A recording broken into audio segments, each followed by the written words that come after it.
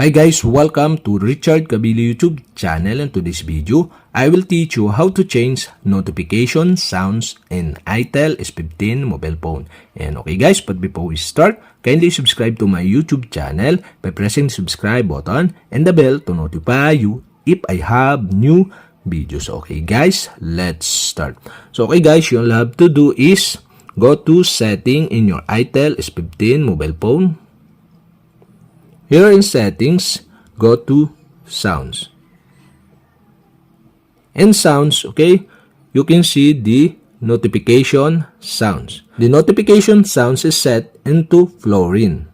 So you can change it by tap the notification sounds.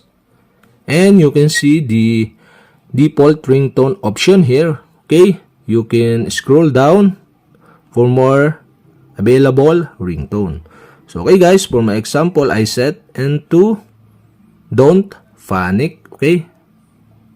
And okay guys, that's it, okay? You have successfully changed the notification sounds.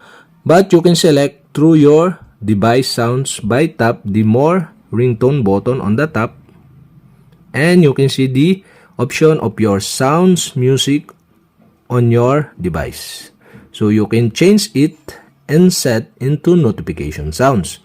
But I select the ringtone on default ringtone. So okay guys, go back.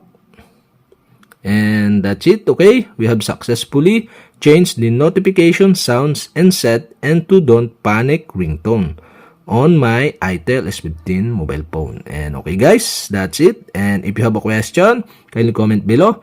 And don't forget to hit the subscribe button and the bell to notify you if I have new videos. Okay guys, thank you for watching.